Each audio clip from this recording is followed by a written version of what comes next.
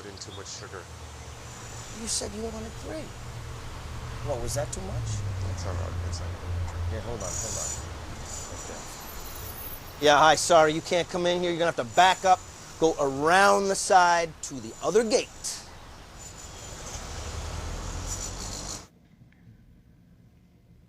That's good. Is he here yet? I'd like to get rolling on this soon, if we can. Yeah, I'll check with the guards. All right, how do I look? Come here, quickly. Oh, fix that. What? Fix that. Okay, what do you call him? When you see him, what do you call him? What do you say? I don't know, Mr. Make a phone call. Right? We'll find out. Okay, yes, Just say okay, Frank. you're right. We'll do that. Really? Frank, Lillian. Yeah, how do we address this person? Like a fool. Yeah, I know. I'm sorry, I'm a little bit nervous. What? I'm a little nervous. Thank you, Hurry thank you, up. Frank. All right, don't be angry with him. Just what is it? It's Mr. It's just All Mr. right, we'll just call him Mister. Sorry, you're gonna have to go around. Hi, yeah, hi. Oh, get the cones. Yeah. Take a left, and then a right, and then another left, and follow the wall along to the right. Come on.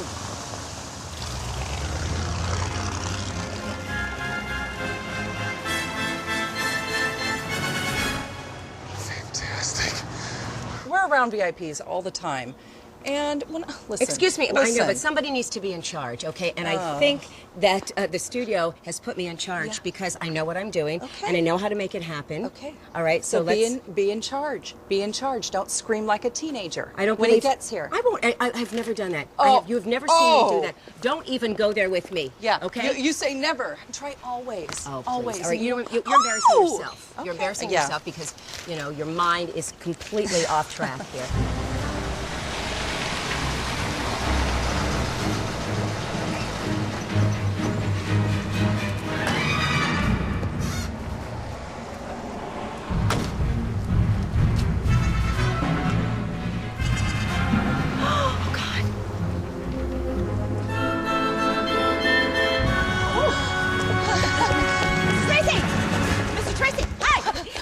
My name is Bernice. We are honored to have you with us. I'm honored to be here, Bernice. Oh, my grandmother Bertha, she won't believe this. Would you sign something for her? I don't sign things, Bernice, but give your grandmother my best wishes.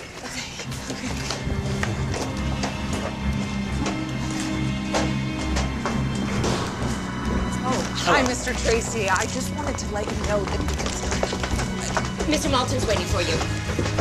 Where does your grandmother live, Bernice? Waukegan, Illinois. Waukegan, I know it well. Something to drink, Mr. Tracy?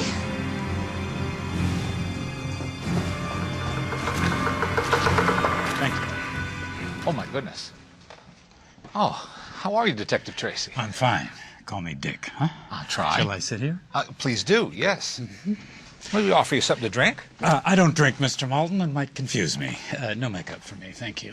Well, I'm not trying to flatter you, but you don't need any. You look just wonderful. Pomegranates. Pomegranates. Pomegranates. Pretty good for my age, huh? Well, I would say so. Do you mind if I ask what your age is?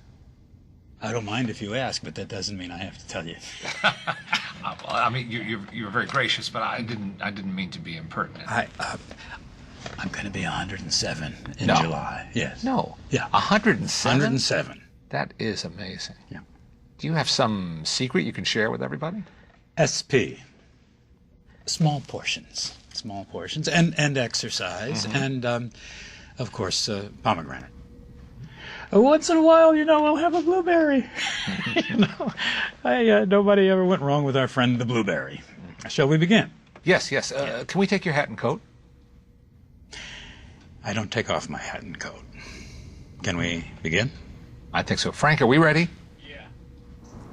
Must be tough living in his shadow, so to speak. Now, that man has to be the most famous officer of the law in the United States since 1931.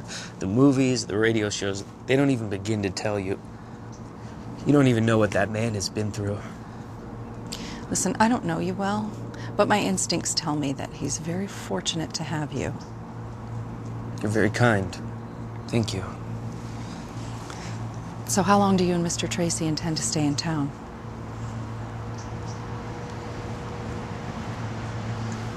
Okay, Leonard, we're ready. Stand by. 5, 4, 3, 2, you're on. Dick Tracy was introduced in 1931, a time when most Americans read at least one newspaper every day. And the comics page attracted enormous audiences, both young and old. But Chester Gould's creation attained a success few other strips could rival. Dick Tracy. Gould wanted to call his hero Plainclothes Tracy, but was persuaded to adopt the first name Dick, play on words since that was the popular slang for detective in those days.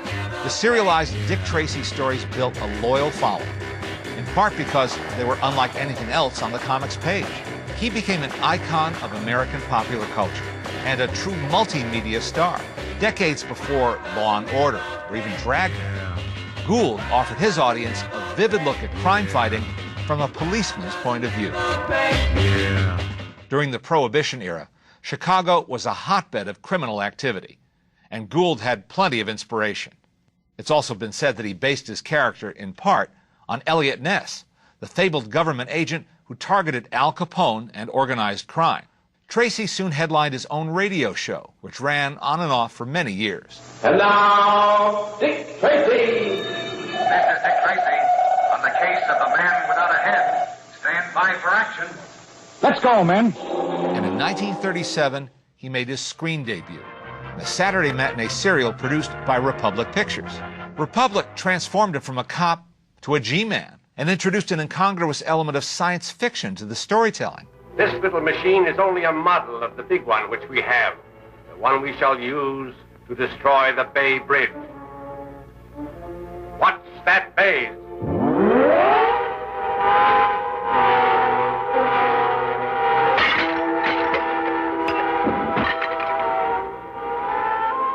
To star in them, Republic hired a bit player named Ralph Byrd, who bore a striking resemblance to the square-jawed hero of the comic strip. And Byrd became indelibly identified with Tracy for the rest of his life. These chapter plays are expertly crafted and packed with action.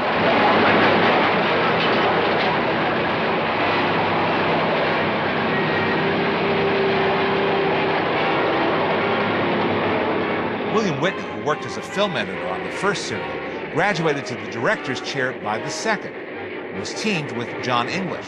These hard-working colleagues knew how to shoot and stage the kind of thrills that kept kids coming back to their local theater every Saturday to see just how each cliffhanger ending would be resolved.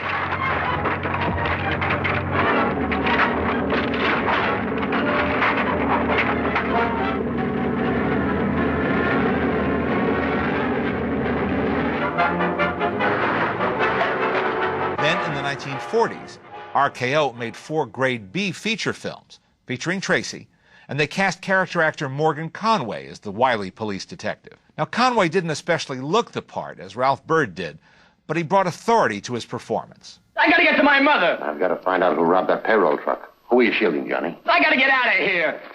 Who held up the truck? Flip Gordon. Then, after 2 pictures, RKO decided to hire the tried-and-true Ralph Byrd. Unlike the Republic serials, these fast-paced, film noir-style features utilize some of the familiar characters from the comic strip, like Tracy's sidekick, Pat Patton, loyal sweetheart, Tess Trueheart, his boss, Chief Brandon, and ham actor Vitamin Flintheart. Dick's adopted son, Junior, had already been featured in the serials and was a stalwart in these movies as well. The RKO pictures also echoed Chester Gould's flair for creating colorful villains, though they chose not to use any of his already famous creations, inventing their own instead. Splitface, CUEBALL, The Claw, and Gruesome, the latter memorably played by Boris Karloff. A decade later, the UPA Animation Studio turned out a popular series of animated cartoons for TV that bore little resemblance to Chester Gould's comic strip, but still introduced the character to a new generation of kids. According to Tracy expert Max Allen Collins, who took over writing the daily comic strip in the 1970s, Chester Gould regretted that his famous crime fighter never headlined a top-drawer Hollywood movie. But you have to understand, back in the 1930s and 40s, Hollywood regarded comic strip heroes as strictly kid stuff, suitable only for B-movies and serials. In the late 60s, Ray McDonnell starred in a pilot for a live-action television series. The producers were hoping to capitalize on the great success of the Batman show, but Tracy never made it to the air. Warren Beatty put Dick Tracy into the main arena again with a lavish, big-budget movie intended for adults as well as kids. You know, Tracy, for a tough guy, you do a lot of pansy things. Is that right?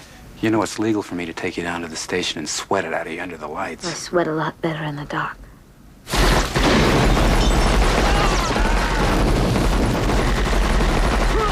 So, right now, we have a singular and unique event to present to you.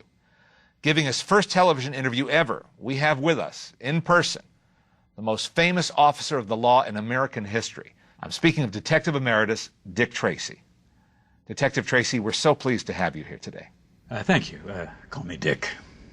I'm going to try to get used to that. Okay, Dick. And I hope you call me Leonard. Dick, you've been the subject of so many films. We'll even call them biopics, because they really are about your life and your adventures, if you will.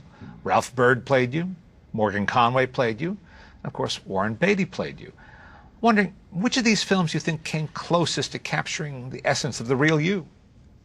Well, are you asking me to pick a favorite? I guess I am asking you that. Ralph Byrd, Morgan Conway, Warren Beatty.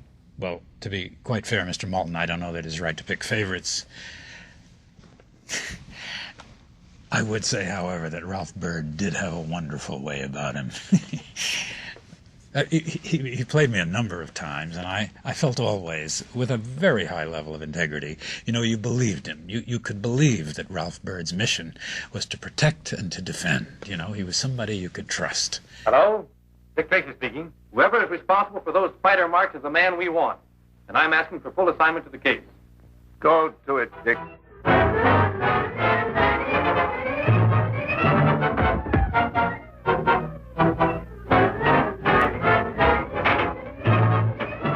Junior, we're not out of the woods yet. Well, I'm not scared now that you're here. Who was it called you, Lily? He didn't take the trouble to introduce himself. Who was it? I swear, Tracy, I don't... Look, Lily, you're in enough trouble without shielding a murderer. Who was it? There are no rules in the game of justice versus crime. Your training is just beginning. Now it's up to you. Work hard, train hard. Because when you're full-fledged agents, you'll have to fight hard. Go to it. Good luck. He was wonderful. But Morgan Conway was also a remarkably good actor, and I think a very impressively handsome man. You know, he was one of the founding members of the Screen Actors Guild, you know, and I always felt that Morgan Conway seemed the kind of man that one could turn to in a pinch. Tracy speaking. The killer in the diamond case has just been identified. Broadcast this description immediately. Miss Stanley, this is Detective Tracy and Detective Patton. Split face. The same handwriting and the same words misspelled. Thanks ever so much, Professor. You've helped me more than you realize. Priceless had $2,000 in his clothes when we found him. He was probably at the Dripping Dagger dickering for those diamonds. Sure adds up. We're going fast, and there's nothing anybody can do. Who is Splitface? Talk, Professor. Who is he? Why did he want to kill you? Frankly, I felt quite flattered to be played by Morgan Conway. And Warren Beatty? Beatty was fine. He was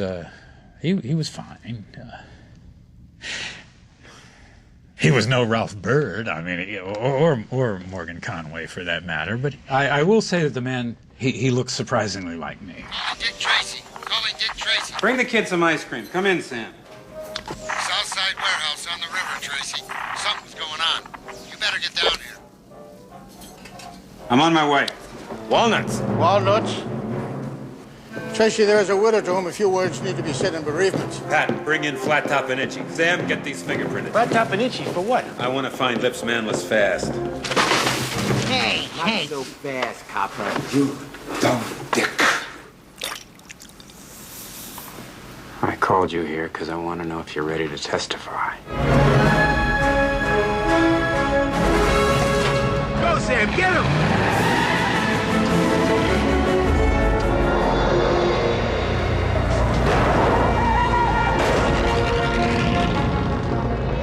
The Warren Beatty movie, to tell you the truth, I think that the scenery is a little phony, you know? Now, whether that was intentional or not, I really couldn't say, but I don't know why he wouldn't have wanted it to look real, like the Ralph Byrd movies. You know, they have more of a sense of the real danger that an officer of the law comes up against, you know? This is no picnic, Mr. Maltin, as I'm sure you know, and I believe that Ralph Byrd and William Whitney, they knew full well that it was important to convey the fact crime does not pay.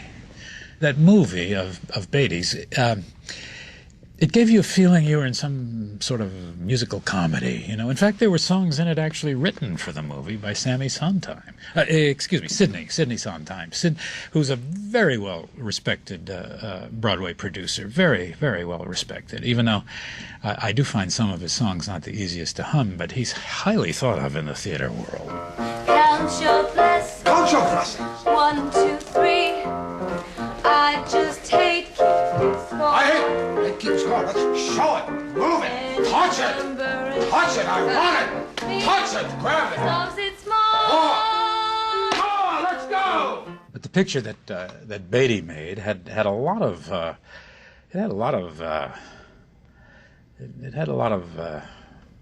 color. Each possession you possess helps your spirits to soar. That's what's soothing about excess.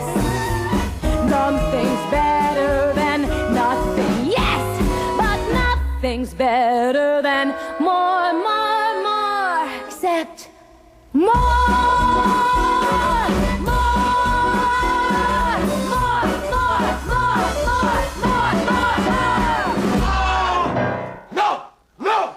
You know, he not only starred in the movie, playing you, he directed it, he produced it, and he even wrote some of it.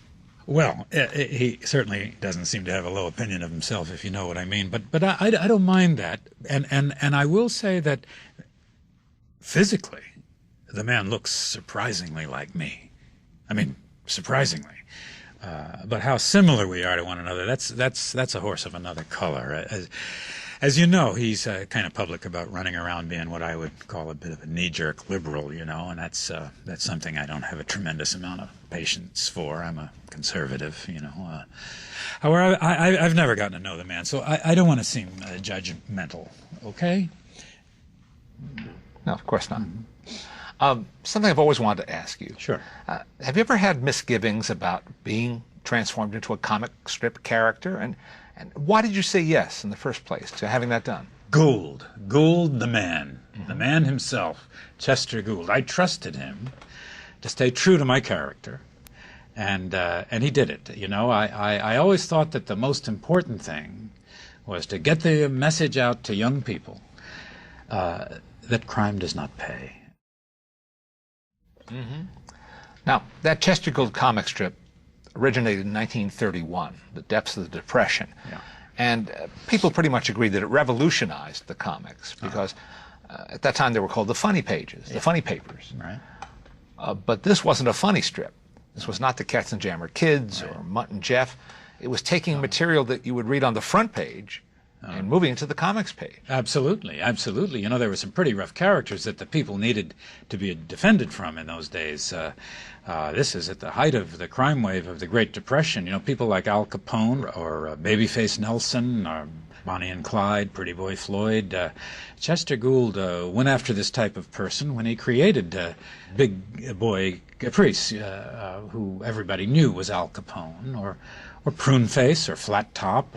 I think probably it was necessary to have some real-life figures that could be made a little more heroic than they might have deserved to have been, and I'm quite proud to have contributed to it in some small way. I understand.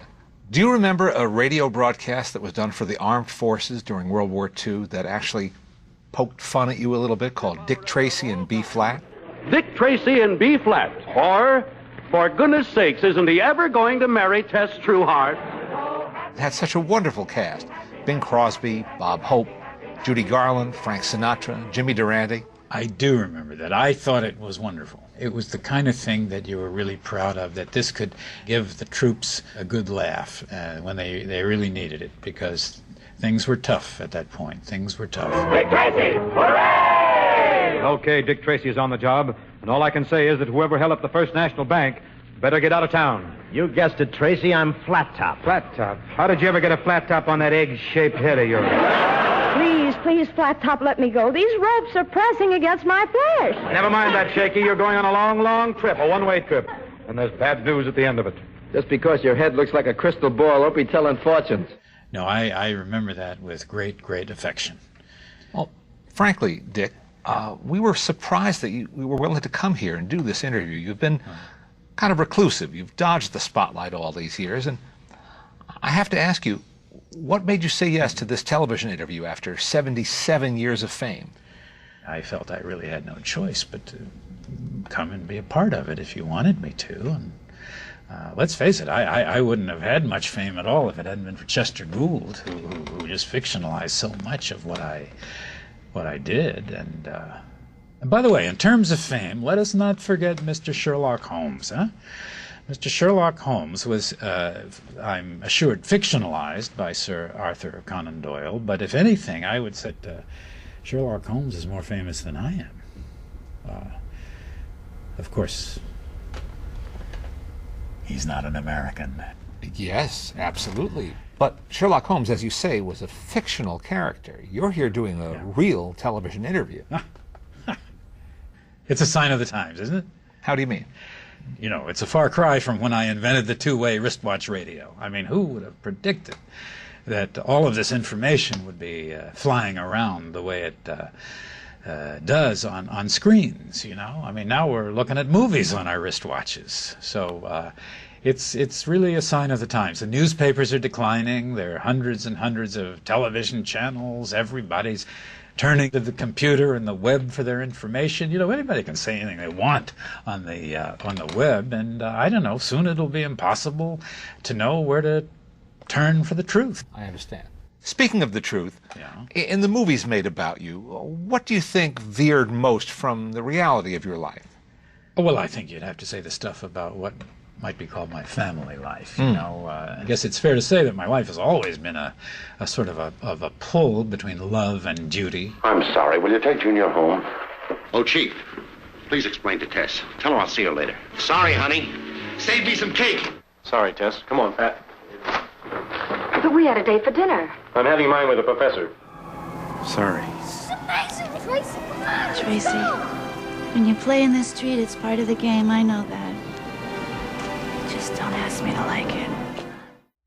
Tess Trueheart has always been a vital part of my work, but I don't want to say too much about Tess out of respect for her privacy. You know, Junior, the boy that I adopted so many years ago, in fact, his name is Dick Tracy, Jr. You know, he's going to be 77 years old in March. Really? Yes. You're Dick Tracy, aren't you?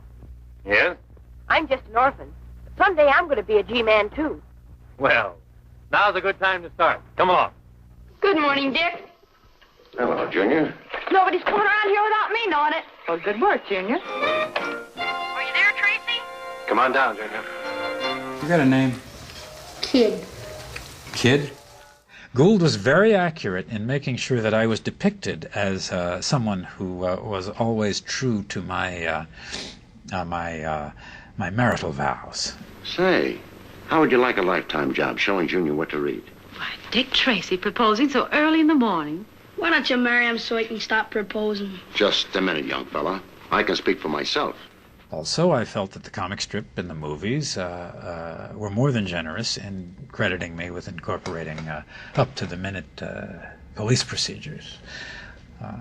I must say, there were many who thought I was quite responsible for a lot of advances in scientific technology. You know, Dr. Cleto Brunetti. Oh, how well I remember Cleto Brunetti. He was the chief of the advanced engineering section of the National Bureau of Standards. And he and I worked together in developing the wristwatch radio in 1947, it was. And, you know, Chester Gould knew that I had a lot of proficiency in ballistics and in the new technologies and related sciences. And he knew that I had really studied criminal behavior. The clue is the G. The letter G is new. Was replaced from a different type model.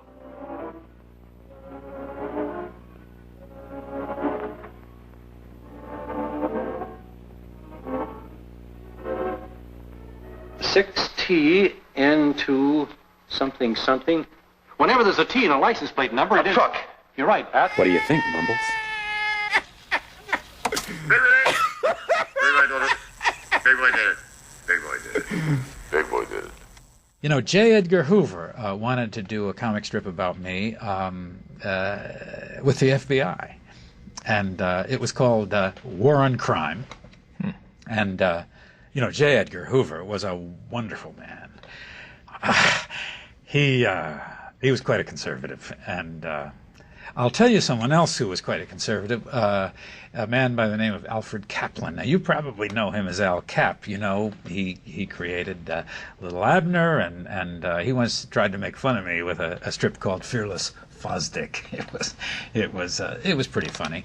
And then of course William Randolph Hearst tried to make fun of me with a strip called Secret Agent X9. But I think when Gould did this comic strip about me, I'd have to admit what they say is true. It was the beginning of the adventure strip. Bob Kane, who created Batman with Bill Finger, said that he wanted to do it the way Gould had done it.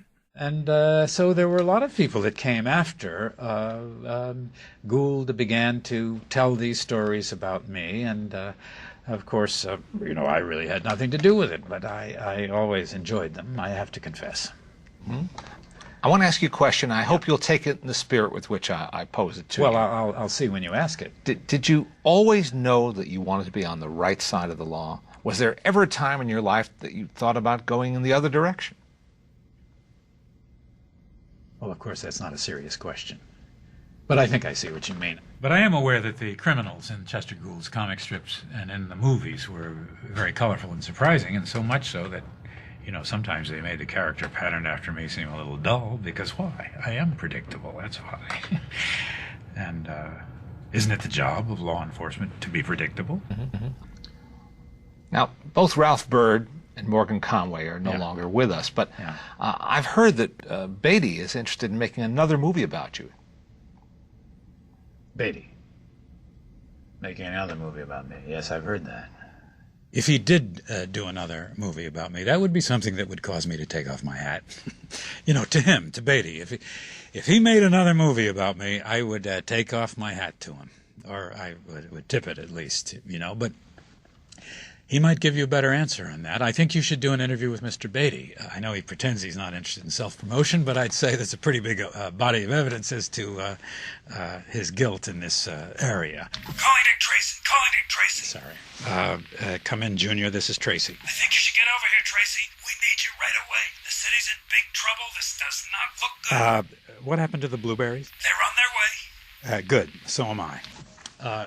Mr. Maltin? I want to thank you for having me. It's been a long ride. It's been many decades and a long and wonderful ride. Thank you so much. I'm just going to be on my way.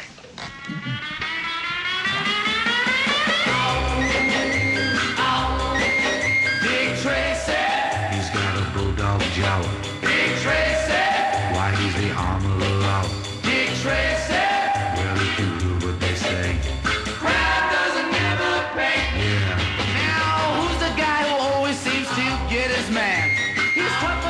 Catch a bullet with his hand. He doesn't have to sweat to get him, you know. He gets him with his two-way radio. Dick Tracy. He's got a bulldog jowl. Dick Tracy. Why, he's the arm of the law. Dick Tracy. Well, he can prove what they say. Crime doesn't never pay. Yeah. Now his men are called retouchables. They're brave and bold. To look at them, you wouldn't think they'd catch a cold. When Hemlock Holmes is leading them, there's just no doubt. For criminals, it's Roger Dodger over and out. Dick Tracy.